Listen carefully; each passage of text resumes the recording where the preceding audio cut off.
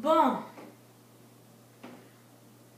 on va parler de c'est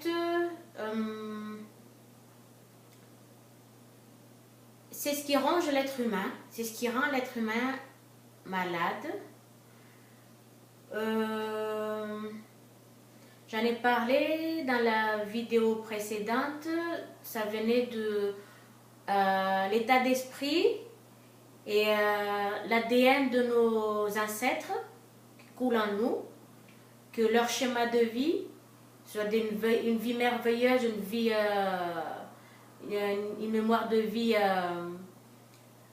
trouble, et aussi nous le vivons, et ainsi nous le vivons, donc nous le répétons, et nos enfants aussi le vivent, cet ADN-là, à travers nous aussi. Donc c'est ça c'est ce qui nous rend malades. S'ils ils ont vécu une sorte de maladie dans leur ancienne vie ou de quelque chose qui n'était pas favorable à leur survie, donc ça continue toujours, ça continue. Voilà pourquoi l'importance de connaître, pour se sortir de tout ça, de connaître que nous ne sommes pas obligés. Quoique c'est l'ADN de notre parent qui est en nous, que nous ne sommes pas obligés de le répéter, quoique ça fait de surface selon les circonstances, la situation que nous vivons habituellement qui correspondait à cet événement-là à l'époque ancienne. Donc ça revient toujours, ça refait à la surface dans nos vies, dans notre conscience. Ça vient donner une forme dans notre conscience, donc c'est ce que nous vivons. Et nos enfants le répètent. Et regardez bien, je le dis, le parcours de votre vie actuellement. Et c'était comment, qu'est-ce qui s'est passé depuis que vous avez eu la conscience de votre vie actuelle, hein, qui vous êtes là, ou vous êtes vivant, et puis qu'est-ce qui s'est passé depuis jusqu'à aujourd'hui, sans compter ce qui s'est passé quand on était tout petit, aux soins de nos parents, donc il se passait toujours quelque chose. Et ça fait deux.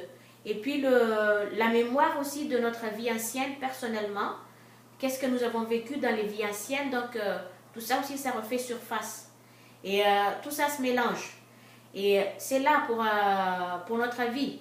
Mais si dans l'ancienne vie nous avons fait quelque chose qui n'était pas très favorable, hein, pour soi-même, pour les autres, donc ça revient de nouveau tant que nous ne rectifions pas nos actes, tant que nous ne rectifions pas notre cœur, le ressentiment, les paroles que nous sortons, que nous disons de la bouche, et ainsi que les pensées que nous formons constamment, 24/24 dans nos vies quotidiennes. Et la quatrième, donc, c'est que nous-mêmes qui avons écrit notre parcours de vie actuellement. Quoique ça semble vraiment insurmontable, difficile, c'est que chacun et chacune avait écrit son parcours de vie terrestre que il ou elle vit actuellement dans cette vie-ci. C'est 4 choses. Donc, s'il y a eu de maladies dans tout ça, ça refera surface. Mais à partir qu'on connaît que nous ne sommes pas obligés de le suivre, nous pouvons le casser, couper immédiatement par les belles pensées que nous formons dans notre conscience, les belles pensées pour tout le monde. C'est ce qui casse tout ça, c'est ce qui arrête tout ça, avec les belles paroles, des sons, avec les sons qui nous fait du bien dans nos vies de tous les jours, quelque chose qui nous donne de la joie, qui nous ravive dans la vie. Ça change et puis ça aide. Et puis surtout l'affaire du cœur. Dans le centre de notre être, le cœur, qu'est-ce que nous ressentons, c'est de casser tout ça et puis changer complètement, radicalement des comportements. Il n'y a que ces manières-là que ceci s'arrête immédiatement et ça se coupe, puis ça n'a plus de lien, et puis nos enfants ne le vivront plus, les générations qui naissent de nos enfants ne le vivront plus. Ça changera, comme on dit, la donne complètement. Alors, je veux dire là, ce qui nous rend aussi malades, c'est notre état d'esprit. Et puis, y compris pour la survie que nous vivons tous les jours, et ce qui l'état d'esprit et puis aussi le besoin qui est nécessaire pour notre survie quotidiennement, pour la vie ici. C'est ce qui est là où l'ego il est vraiment actif dans tout ça. Donc ça aussi, ça nous rend malade. C'est ce qui crée des rêves, des besoins, des attachements, de ceci et là.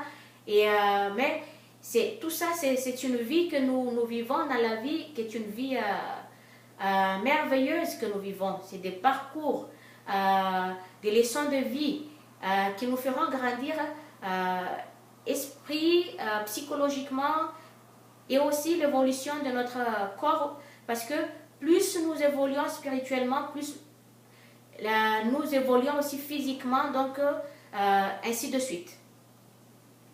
Cette rêve, cet besoin pour la survie qui est nécessaire pour notre bien-être, pour notre vie quotidiennement, comme je l'ai dit dans les vidéos précédentes, que ce que nous avons besoin, c'est notre ego qui nous protège, qui fait tout pour notre bien-être, qui manipule l'environnement, qui manipule tout le monde juste pour la satisfaction de l'être personnel.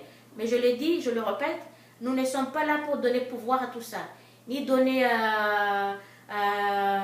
une intensité à tout ça, mais nous sommes là pour se détacher de toutes ces façons de l'ego, comment il travaille à travers chacun de nous, mais qui nous limite et qui nous empêche de s'ouvrir aux autres, parce que à la moindre des choses qu'on va faire, attention, c'est ce que le mot qu'il dit à travers notre bouche, attention, attention aussi, attention à ça, ça c'est pas bon, ça c'est pas nécessaire, ça c'est pas bon pour toi, ça c'est bon pour toi, ça c'est le comportement typiquement de notre ego, de l'être en tant que nous sommes individuels. Donc nous sommes là pour se détacher de ça. Nous ne sommes pas là pour agir à la place des autres. Nous ne sommes pas là pour ressembler à d'autres. Nous sommes faits pour être différents de corps, de personnalité. Ceci, c'est la beauté de la vie que nous vivons tous les jours. Et à travers tout ceci que nous grandissons à l'échelon, petit à petit. Pas tout d'un coup, mais un peu. Et puis, mais il y en a qui sont capables de le changer immédiatement. Hein. Ils n'attendent pas demain, mais c'est tout le jour. Directement, ils changent. Voilà. Et ainsi, nous avons de rêves, donc, par rapport à notre vie. Donc, l'ego cherche à tout moment pour nous satisfaire dans ça. Donc, tant qu'il n'a pas ce rêve-là, c'est qu'il se cramponne, il s'accroche à cette idée. Voilà d'où ça vient quand on parle du lâche-prise. Lâche-prise, c'est-à-dire que quoi que nous créons en tant que pensée, ce que nous avons besoin pour notre vie, soyons sûrs et certains que tout ça va se réaliser dès que nous créons de pensées, dès que nous pensons constamment. La conscience travaille constamment. On crée des pensées constamment.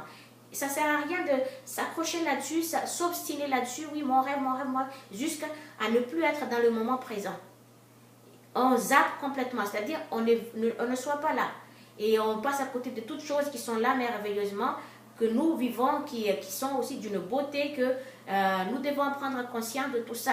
C'est que, pourquoi je dis nous devons, parce que c'est la vie qui nous entoure. C'est par là notre évolution psychologique ou psychique ou mentalité ou spirituellement. Donc, regardons tout ça avec le rêve. Donc, on est projeté déjà dans les futurs que nous ne savons pas, qui est tellement incertain. On ne sait même pas qu'est-ce qui va se passer dans quelques minutes, vous voyez? Et ça y est, vous avez créé la pensée, là, vous avez créé vos images. Ça y est, c'est créé votre besoin. Attends que ça serait. Vous voyez, le monde a été créé depuis petit à petit par l'échelon de choses. Un peu, une étape à la fois.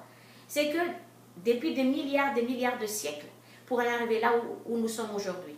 Alors que nous, aujourd'hui, on veut les choses immédiatement. Pourquoi nous voulons immédiatement ça? Parce que c'est l'ego qui est en nous, qui apporte le bien-être pour nous, qui veut que ça soit immédiatement. Je veux ça, donc que ce soit comme ça. Mais quand ça ne fonctionne pas comme tel, donc à ces attentes, à ces besoins pour satisfaire l'être, l'esprit, c'est qu'il se met dans tous ces états. Je l'ai déjà expliqué dans une vidéo en parlant de notre ego. C'est qu'il se met dans tous ces états. C'est là où, de ce comportement-là, que nous devons nous détacher. Parce que ça nous limite, ça nous coupe de tout. Ça nous empêche d'être épanouis premièrement parce que ça nous ronge. Ça ronge, donc voilà, on s'agrippe et on veut ci, on veut ça, on veut ça, on veut ça. Ça y est, comme je l'ai dit, ça y est, le rêve a été dessiné dans votre tête, dans votre pensée. Laisse-la maintenant. Vis le moment présent. Ça y est. Vous avez dit, ah, j'ai besoin de ça, j'ai besoin de ça pour ma vie, tout ça, c'est mon rêve. Et ça y est, le moment où vous avez parlé, donc l'image se forme par la parole. Mais laisse-la. C'est à la source de prendre ça en main. Voyons, va sortir, va vivre votre vie, va voir tout ce qui est la vie autour, tout ce qui est des beautés des choses, tout ce qui est des beautés des créations. Au lieu de, il y en a qui ne sortent même pas chez eux parce que ancrés là-dessus, tant que ça ne se passe pas comme l'ego, tant qu'il n'a pas ce qu'il veut, tant que ça ne s'accomplit pas, il peut se mettre dans tous ces états qui nous rendent vraiment malades. Ça, ça n'est une. Et avec ça crée des tensions.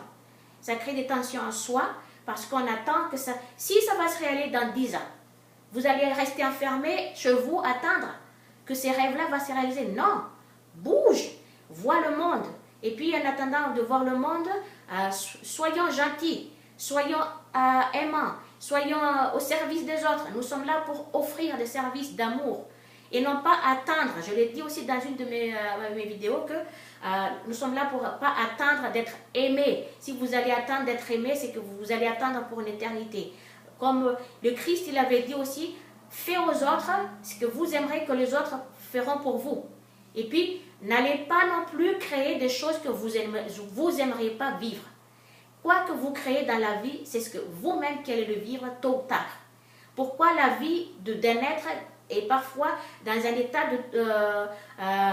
de souffrance ou de problème parce que on n'arrive pas à se détacher de tous ces comportements de l'ego qui travaille, qui nous guide, qui nous travaille. Hein? Mais nous sommes, à nous de renverser la tendance. C'est à nous de contrôler notre ego, au lieu que ce soit notre ego nous contrôle.